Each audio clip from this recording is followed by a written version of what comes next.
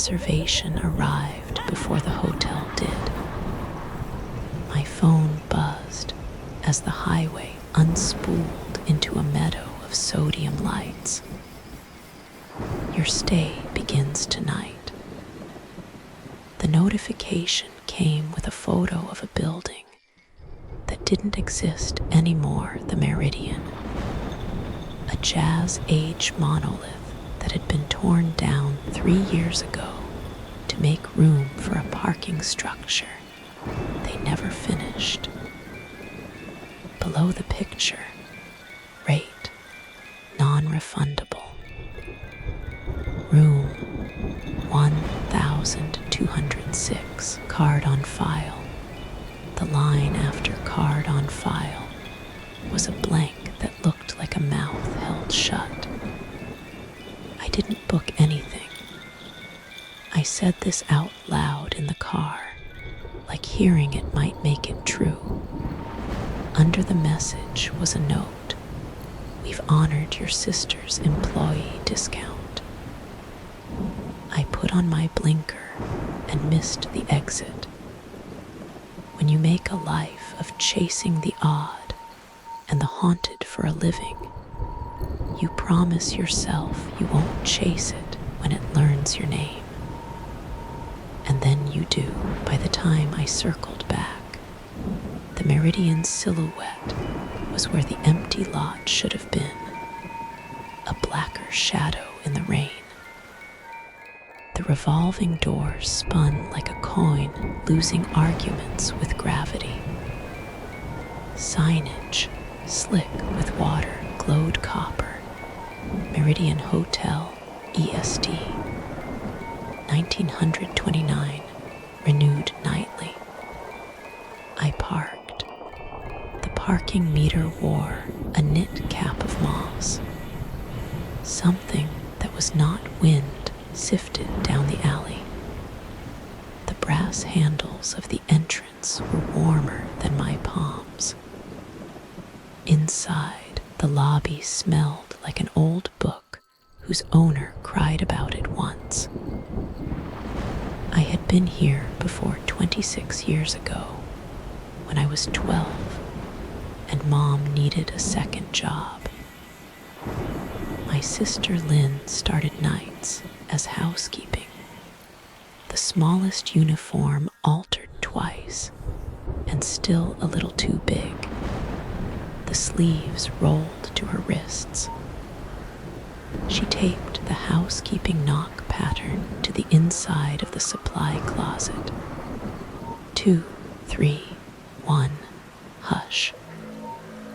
I thought of it every time I fell asleep at a hotel, anywhere, forever. 3 months after she took the job, Lynn didn't come home. The Meridian closed its doors to reporters like me and reopened to no one. Then it closed for good. Until now. Welcome back, the concierge said, as if the revolving door had turned me not into the present, but into the sentence where I left the story. The concierge was an old-fashioned switchboard, light bulbs like fireflies behind smoked glass, labeled IVY in cursive. We've held your room. Your rate was guaranteed. You can't be open, I said. You're gone. The bulbs ticked in sequence, writing a thought in tiny Morse. We reopen for guests of record. Ivy said in a voice that seemed to arrive from a phone left off its cradle somewhere. You are listed under employee family. Lynn Tran, sister, admitted June 5, 1999. Status, the bulbs blinked once as if startled. Status, in service. What does that mean? My voice sounded too sharp, a bird panicking in a bright room. How housekeeping will advise, Ivy said. Please sign the register. I didn't mean to reach for the pen. It was the kind that smells faintly of violets. My name wrote itself with a hand that looked a lot like mine, and just a little like hers. The bellhop at my elbow seemed to emerge from the wallpaper's Art Deco chevrons.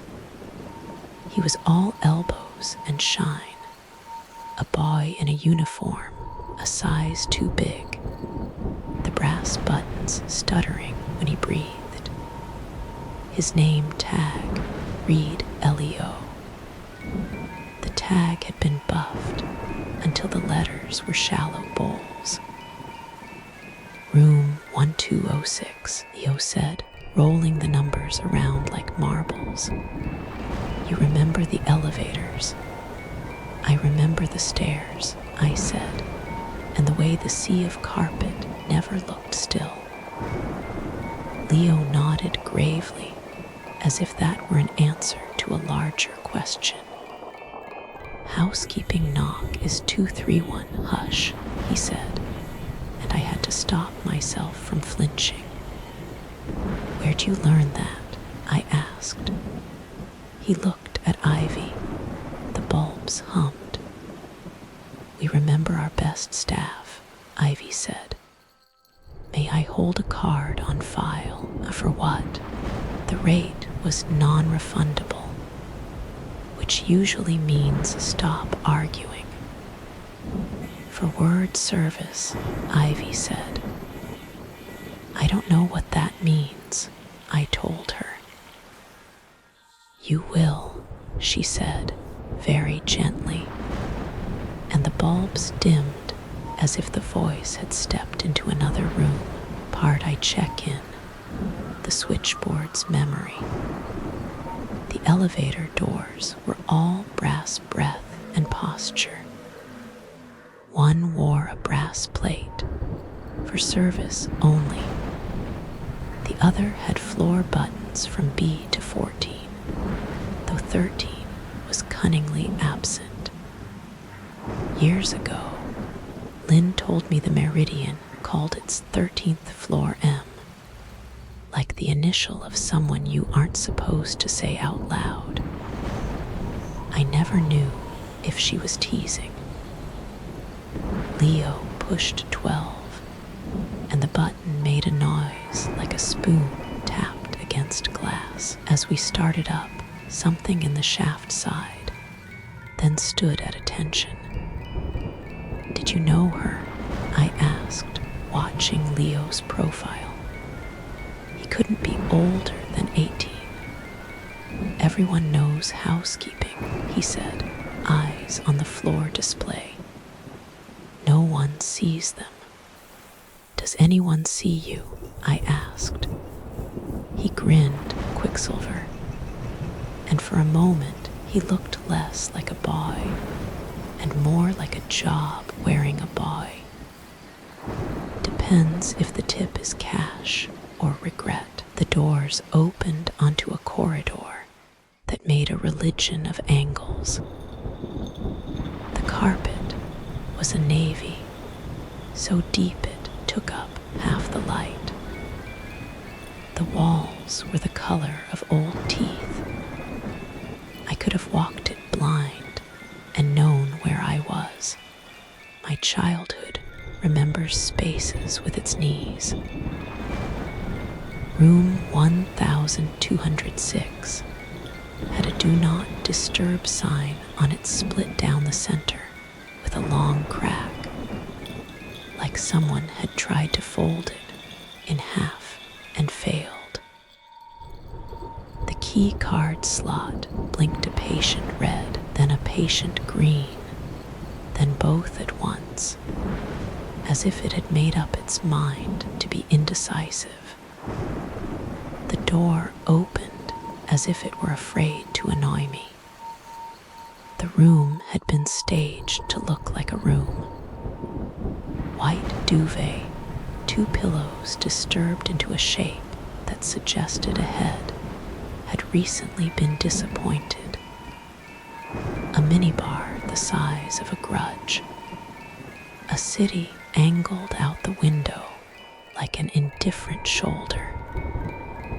On the desk, a card with turn-down service embossed in gold, and below it, ink handwritten in a slant I recognized, 231 Hush. The handwriting was Lynn's. Who wrote this? I asked, but Leo had already retreated to the door with the smooth discipline of a bellhop whose job is not to notice why you've come. Housekeeping will advise, he said again. Can I began, and then I didn't know what to ask for. I held up the card like proof of a crime. He tilted his head. Turn down is at 11, he said. If you need anything before then, knock the pattern. And someone comes, I asked. Someone always comes when you don't want them, he said brightly, like he was offering a second dessert. When he left, the door made a small sound as it shut, the kind doors make when they have learned how to keep a secret. I called the front desk. Ivy answered as if she had been listening to the room breathe. Housekeeping at 11, she confirmed. Bar at lobby 0 is open. We recommend hydrating. The ice machine is out of order. It remembers too much. Lobby what? I asked. 0, she said, as if everyone has won. Part Roman 2, lobby 0. The bar below the ground floor. There are stairs that go down, and there are stairs that go down and turn into something else. The Meridian's back stair heard me coming and frowned, but it made room. It delivered me to a level that wasn't the basement so much as the pause under a song. The hallway had no windows and too many exit signs pointing in contradictory compass directions, like arguments in red. A thin band of light under a double door leaked the color of a good whiskey. Inside, a bar assembled out of the memory of bars. Backlit bottles, leather banquettes, a piano whose keys stayed down longer than the player's fingers ever could. A bartender whose skin looked like an expensive library. A brass nameplate, Terry. On a shelf, next to the register, sat a row of room keys. The heavy old kind you could throw through a window, hung like church bells for mice. The end, a gleaming 1206. You're late for last call, Terry said without looking up. I didn't know there was a first, I said. That's how last calls work, she said. Housekeeping sent word. Family of staff drink on the house. What's the house? I asked. She smiled, not unkindly. We never get the deed, she said, setting a glass before me. There was nothing in it, and also there was. The way it fogged suggested ice, but my tongue said spring water. What'll it be? My sister's name on the schedule for the night she didn't come home, I said. Terry's eyes went soft focus, then sharp. She tapped the register, printed a receipt, and slid it over. It was a list of rooms, times, and marks, square root, square root, square root, oh. I ran my finger down to the date. June 5, 1999. 1206. Oh. What's O? I asked. Occupied, do not disturb, she said. O is the oldest letter in haunted hotels.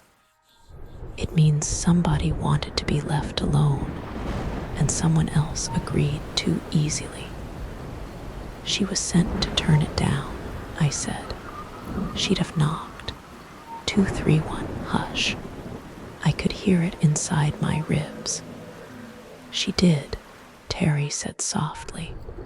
Like a person at the edge of a confession, they gave a lot.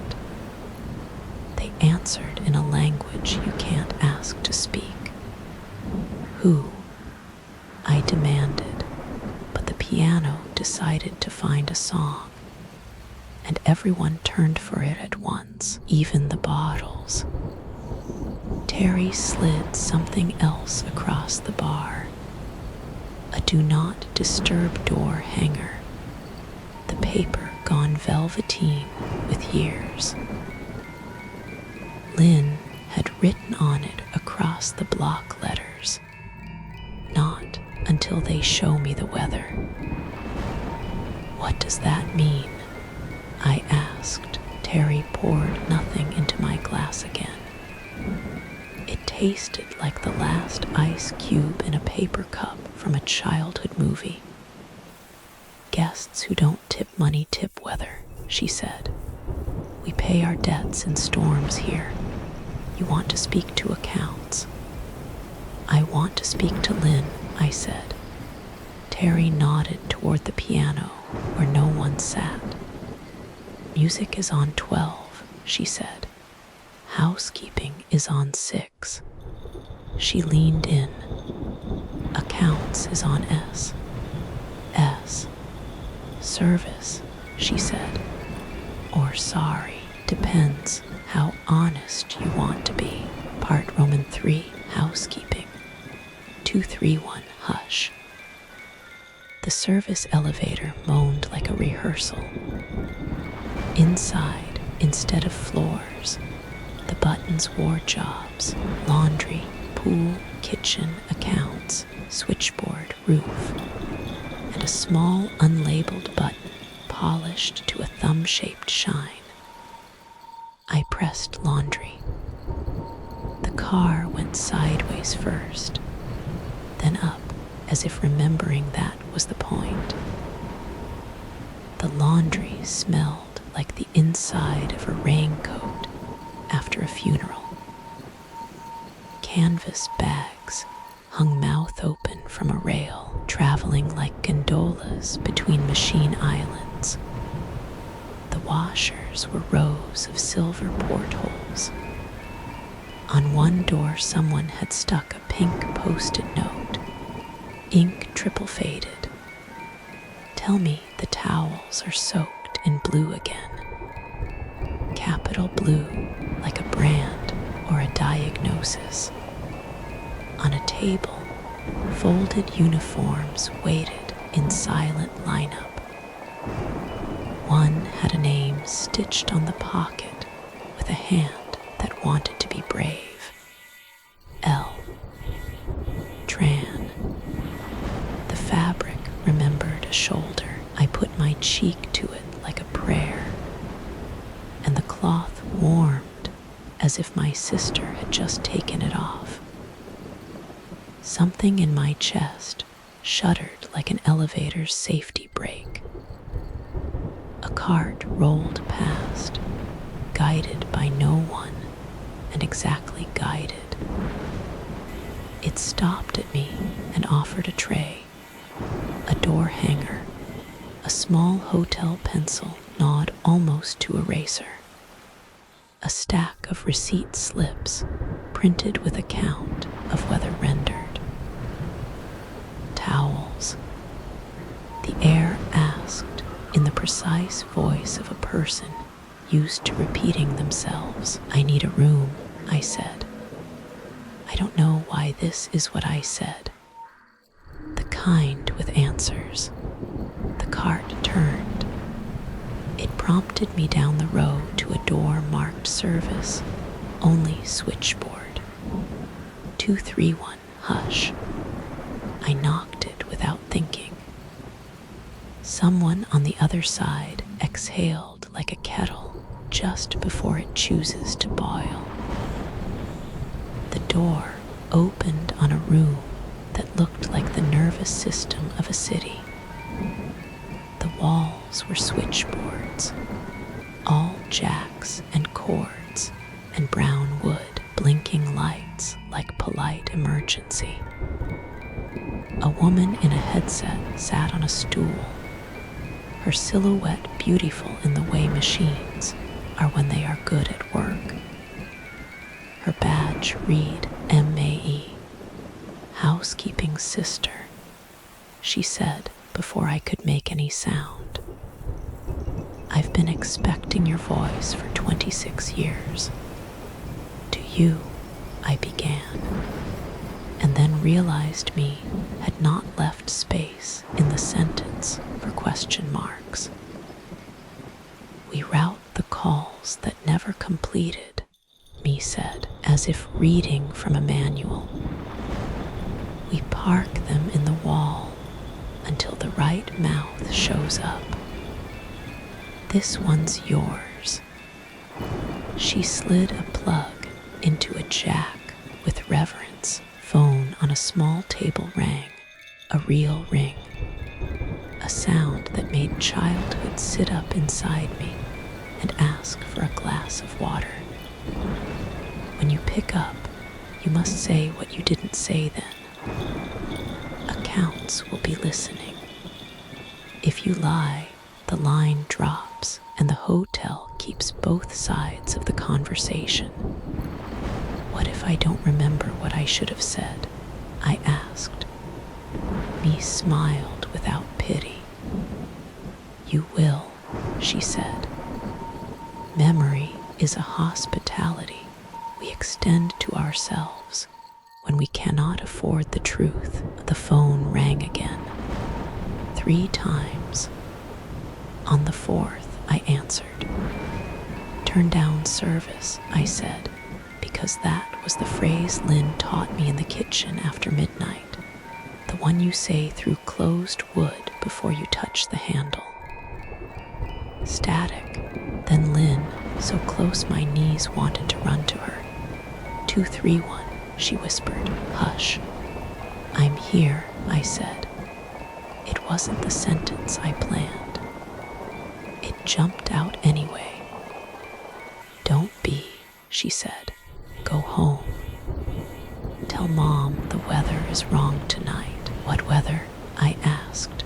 My throat hurt. They ordered a blue squall for the 12th floor, Lynn said. Her voice shook, but only the way a glass does when the table isn't steady. Accounts comped it for a regular. They want the mood perfectly unchangeable. What does that mean? It means don't come up. Her breath blued the line. They tipped in names. Mine was among them. 231, hush. Lynn, stay where you are, I began, and heard what I was doing. Writing a script in which the only moving part was someone I loved. The line clicked. Not dead. Parked. Me's eyes were damp with someone else's old rain.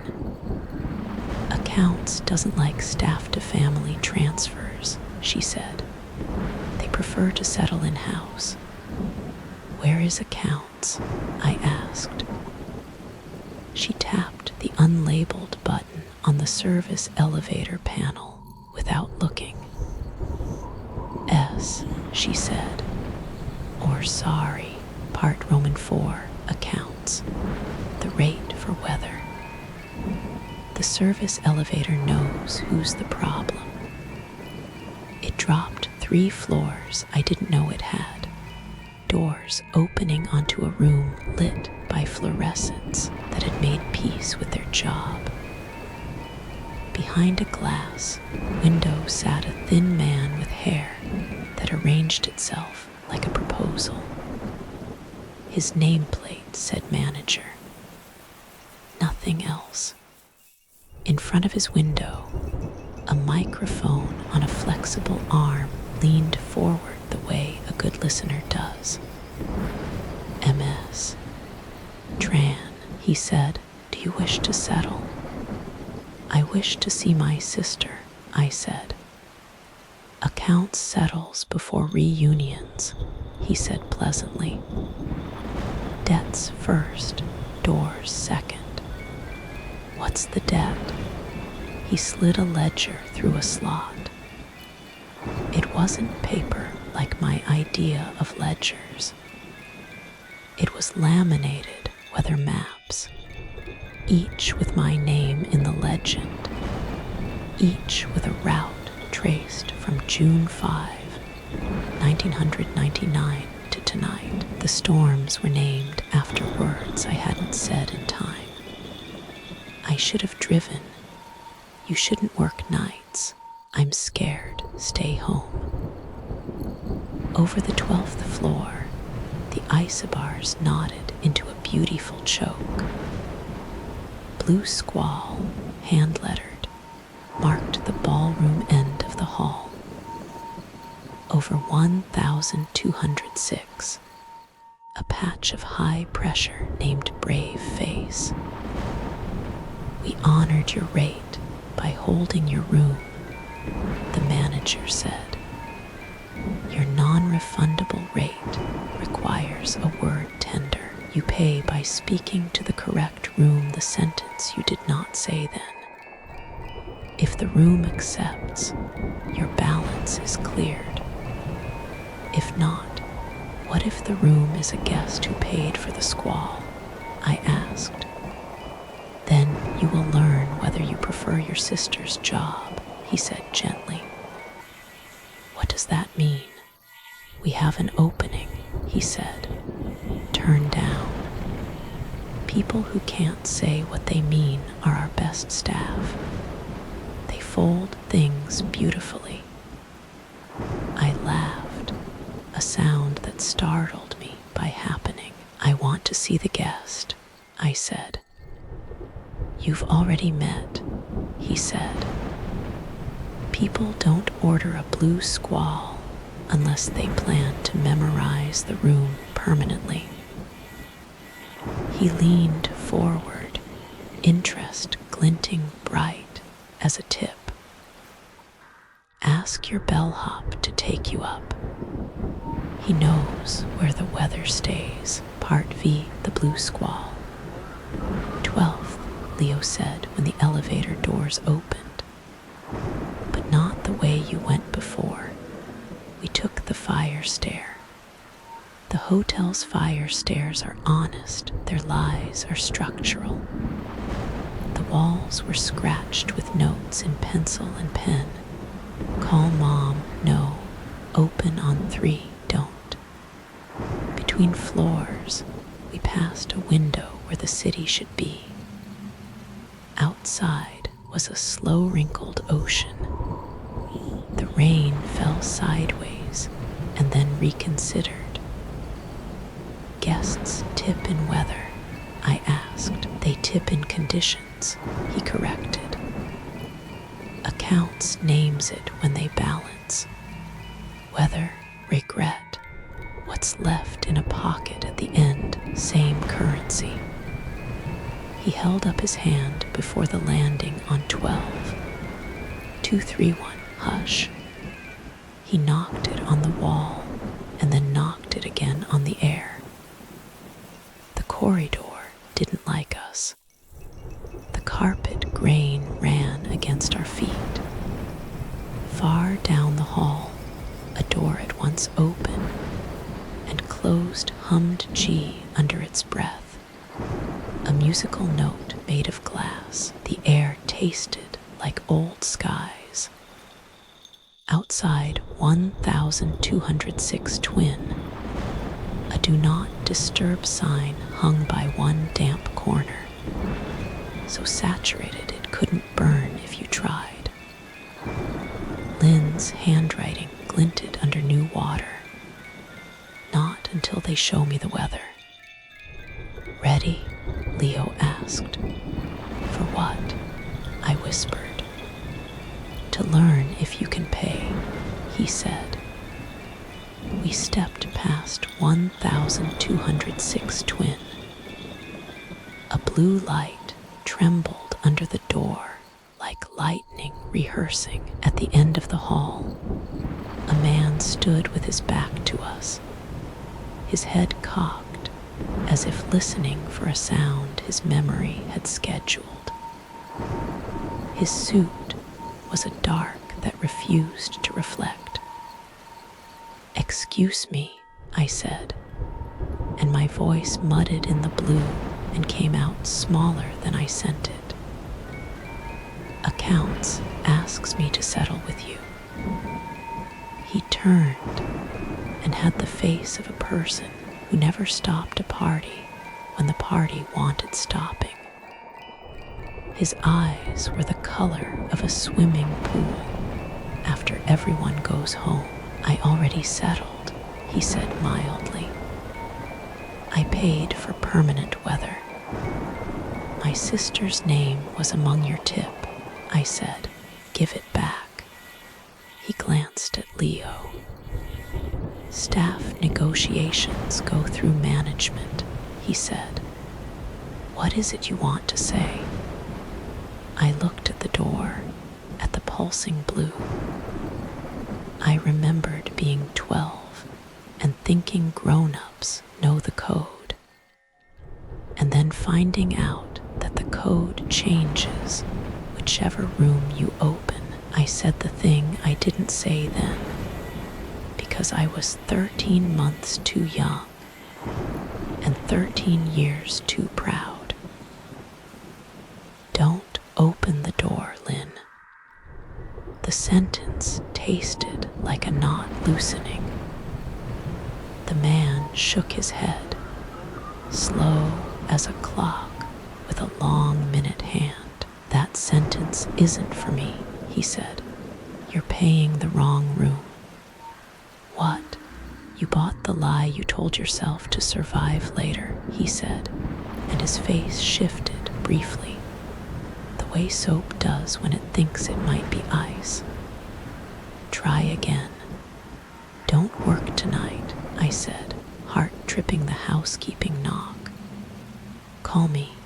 We'll go home together." The blue under the door brightened. The hallway exhaled.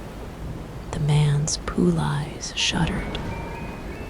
"Better," he said, "but you're still speaking across. Have to speak to." "How?" I asked, panicked. "Knock," Leo said softly. 231, hush. Say her name before anything else." I knocked. I whispered Lynn. The blue under the door leaned toward us like weather does before it decides what kind of story it wants to be. "Housekeeping," a voice on the other side said. "Not hers, not mine. The rooms." "Turn down service," I said. "I'm here to make the bed right." I shut my eyes and found where my mouth hid the rest. "I'm scared." The door opened a half-inch, and the blue showed me its throat. The corridor yanked back like a dog corrected at the collar. The man in the suit took one involuntary step away.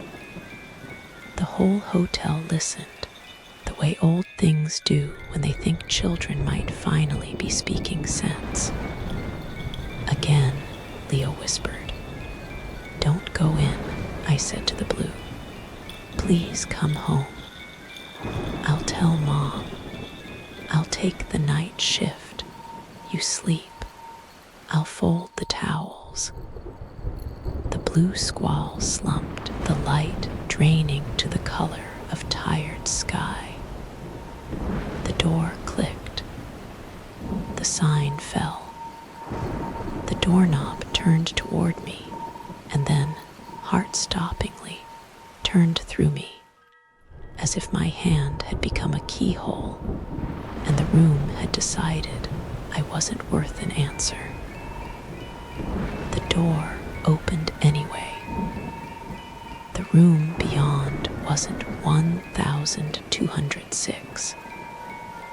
It was the turned-down office, a narrow chamber lined with cards, linens folded like obedience, spray bottles labeled with words that always mean more than they pretend to.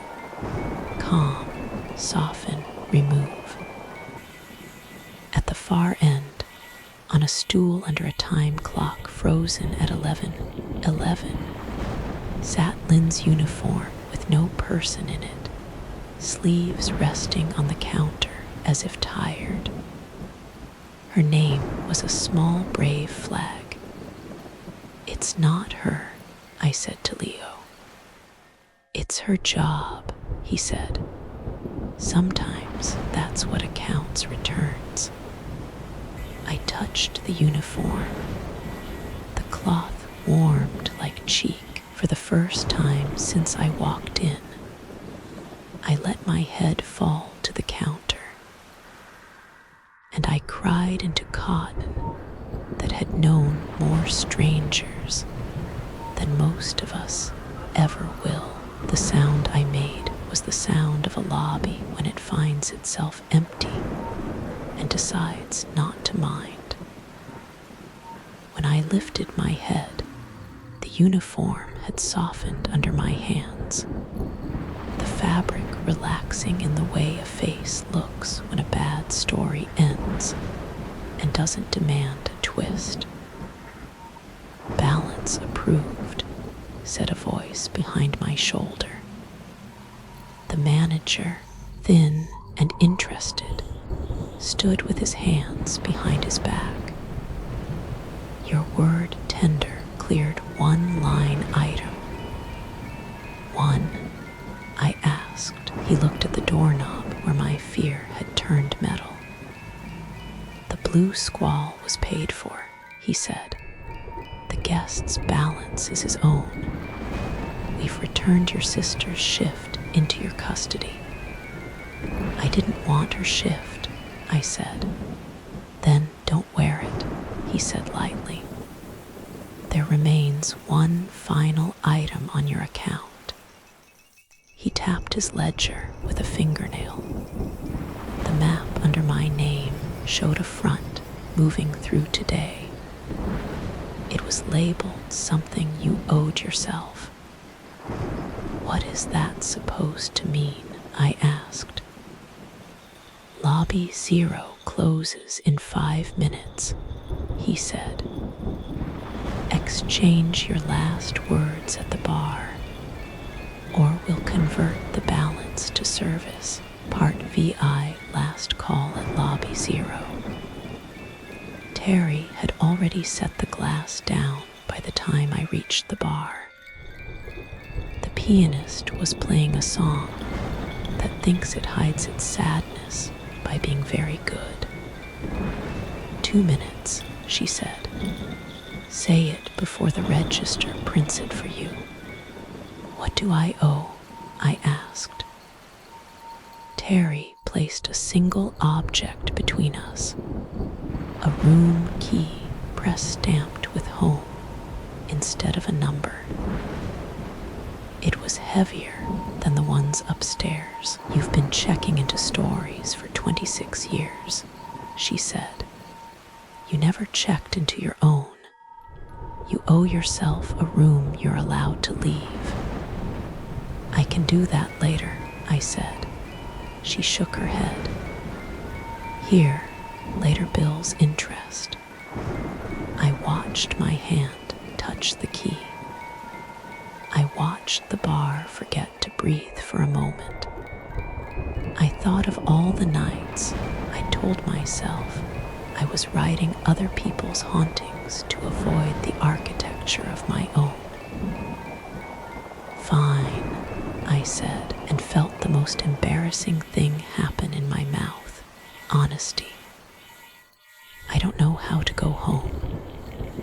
Terry's smile was not the bartender's smile anymore. It was the smile of someone who has already missed a train for you. "That'll do," she said, and tore a receipt. "Balance, cleared, tip, weather fair, we done." I asked the ceiling, which felt more like the right place to talk to the hotel. "For your account," Ivy said, her bulbs breathing easy. "Management has one final offer." "Let me guess," I said, acid tired. "A job. The position is turned down," Ivy said. "We prefer staff who have learned to say the thing they didn't before it matters. You'd keep others from paying what you almost did." Terry looked at me as if someone had whispered a secret about me that she hoped was true. "Does the job come with leaving?" I asked. "Shift work," Ivy said. "You'd be on when night is wrong and off when morning is real. You would not live here. You would arrive when the pattern is knocked and depart when the hush is respected." "And Lynn?" I asked. "Her shift?" "Yours to keep," Ivy said, "or to put away." The elevator chimed like a decision. Part Roman 7, checkout, the weather at the door. I packed exactly nothing. There was nothing to take. The uniform stayed on the counter in the turn-down room, folded into a square that looked like mercy. In 1206, I wrote a note on the turn-down service card. 231, hush. Call me when you're tired. I'll work, you sleep. I tucked it under the pillow the way some hotels hide Bibles. It was silly and also theology. At the elevator, Leo waited with a bellhop stillness, that trick of being simultaneously present and politely absent. "You leaving?" he asked. "For now," I said. He pressed the lobby button and then tapped the unlabeled S. "That's how you come back," he said. "When somebody knocks the pattern and can't get the word out, you'll feel the door at home remember you. If you say yes, shift will open." "Do you ever go home?" I asked. Leo tilted his head, listening to a sound I couldn't hear. "I live in between," he said, as if it were an address, as if some post office accepted that under zip. "That's where the luggage is." I like luggage. The doors opened on the lobby we started in, except it had noticed morning coming and was making itself ready to be seen in daylight. Ivy's bulbs dimmed to a polite glow. Outside, the rain had the thin confidence of a shower trying out for rain. At the revolving door, the manager stood like a line break. He held out a slim folio. "Your receipt," he said. It read, "Meridian Hotel receipt. Room 1206. Rate, non-refundable. Tender words, debits. Blue squall cleared. Self-room cleared. Credits. Shift eligibility granted. Employee L. Tran in service, right arrow in custody of family. Guest M. Tran, admitted, right arrow departed. Tip, weather fair." Under signature, a blank that didn't look like a mouth anymore, looked like a door someone had left open. "Will you take the job?" he asked. He wasn't smiling. He had put his hands in his pockets, which is what managers do when they want you to believe they're human. It keeps the numbers kinder. "I'll wait for a knock," I said. "Good," he said. "Listen at home. Hotels only know as much as the people who carry them do." I pushed into the revolving door and felt it decide to let me. The street air smelled like bread trucks. The lot across the way was empty again, stared with rebar like a spine in a bad drawing. My car, obedient, loved the idea of starting.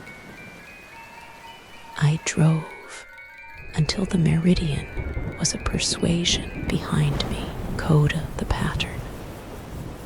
I slept that night in my own bed, a flat on a street that thinks it is a neighborhood when it is really a hallway.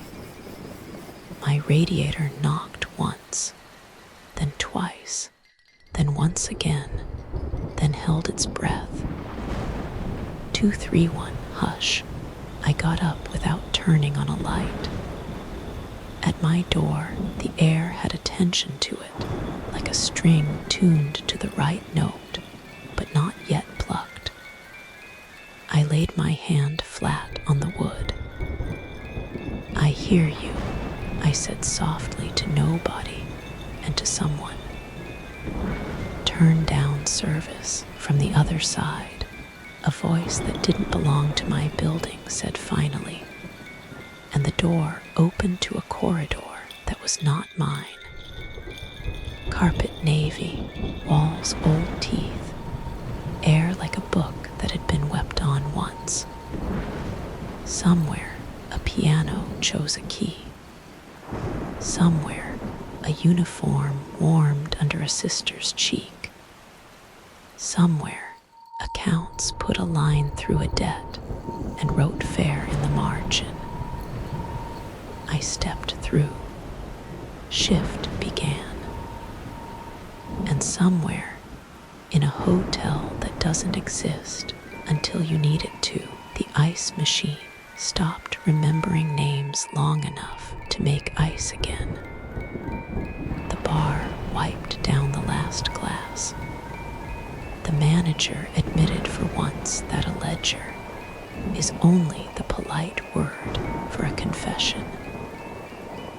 Ivy dimmed her bulbs to sleep. In 1206, the turned-down service card hid a note under its own gold letters. When the morning sun found it, it read, "Home is a room you're allowed